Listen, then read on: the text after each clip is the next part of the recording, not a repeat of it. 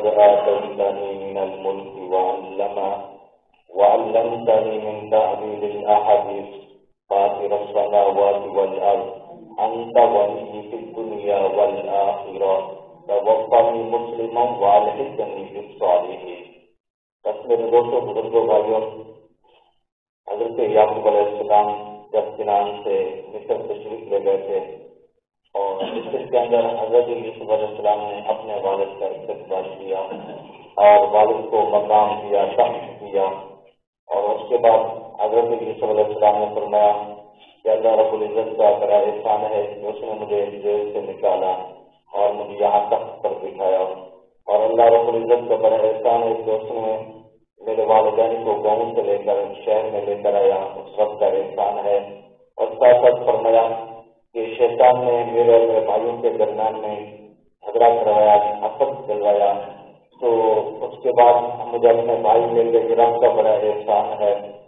اس کے بعد حضرت یوسف علیہ السلام اللہ کی بارگاہ میں پھر دعا فرما رہے ہیں کہ رب قد آتیتنی من الملک، میرا مالک تو نے مجھے بادشاہی میں سے کچھ بادشاہی عطا کی ہے، وعلمتنی من تأویل الاحادیث، اور مجھے سکھایا تأویل الاحادیث، خبروں کی حقیقت، خوابوں کی تعبیر مجھے تو نے سکھائی میرا مالک۔ فاطر السماوات والارض، آسمان اور زمین کو پیدا کرنے والا مالک خالق، انت ولی فی الدنیا، اے میرا مالک تو ہی میرا ساتھ ہے دنیا کے اندر، والآخرۃ، آخرت میں، وتوفنی مسلما والحقنی بالصالحین۔ حضرت یوسف علیہ السلام فرمایا میرا مالک جب مجھے موت کا وقت ہے تو مجھے اپنا فرما بردار کی حالت میں مجھے موت دینا، ایمان پر موت دینا، خاتمہ ایمان پر میرا ہو، والحقنی بالصالحین، اور مرنے کے بعد مجھے نیک لوگوں میں شامل کرنا۔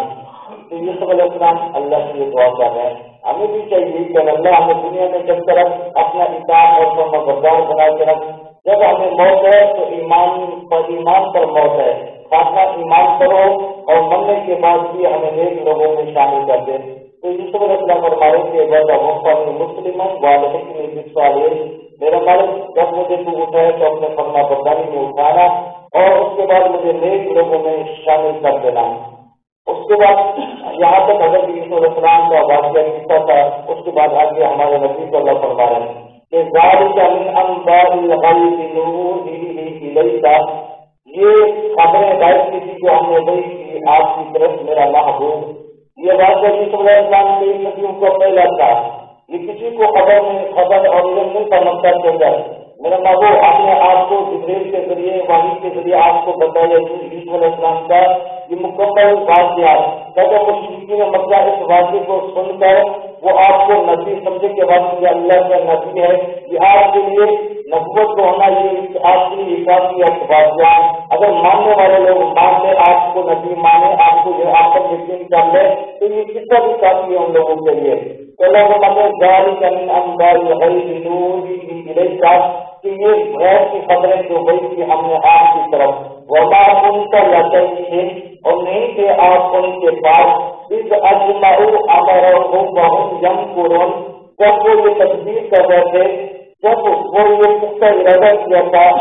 مکر کرنے کا، فریب کرنے کا، یوسف کو کنویں میں ڈالنے کا، جب یہ قصہ جو واقعہ ہو رہا تھا تو میرا محبوب آپ وہاں پر موجود تو نہیں تھے۔ یہ تو پورا واقعہ ہم نے آپ کو وحی کے ذریعے بتایا ہے۔ وما اکثر الناس ولو حرصت بمؤمنین، اور نہیں ہے اکثر لوگ اگر کہ آپ میرا پیغمبر آپ چاہ بھی سے ایمان لے کر نہیں آئیں گے۔ اللہ کے محبوب کی فکر ہوتی تھی کہ ہر انسان جو ہے ایمان لے کر آ جائے، مسلمان ہو جائے، میری اطاعت میں آ جائے، تاکہ وہ جنت میں جانے والا بن جائے۔ وما اکثر الناس، اکثر لوگ نہیں، ولو حرصت بمؤمنین، اگر کہ آپ چاہیں گے پھر بھی ایمان لے کر نہیں آئیں گے۔ وما تسألهم علیہ من اجر، میرا پیغمبر آپ ان سے کوئی مزدوری نہیں مانگتے، ان سے کوئی اجر کا ثواب تو نہیں کرتے۔ ان هو الا ذکر للعالمین، نہیں ہے مگر یہ نصیحت ہے جہان والوں کے لیے، یہ پورا واقعہ نصیحت ہے جہان والوں کے لیے۔ کوئی نصیحت حاصل کر کے آپ کو نبی مانے، آپ کی اطاعت ذکر للعالمین، نہیں ہے مگر یہ نصیحت ہے جہان والوں کے لیے، یہ پورا واقعہ نصیحت ہے جہان والوں کے لیے۔ جو نصیحت حاصل کر کے آپ کو نبی مانے، آپ کی اطاعت کرے تو وہ کامیاب، جو آپ کی اطاعت نہیں کرے گا وہ ناکام چلا جائے گا۔ اس لیے اللہ رب العزت کے بارے میں دعا ہے جو کچھ اللہ مجھے آپ کو عمل کرنے کی توفیق عطا فرمائے۔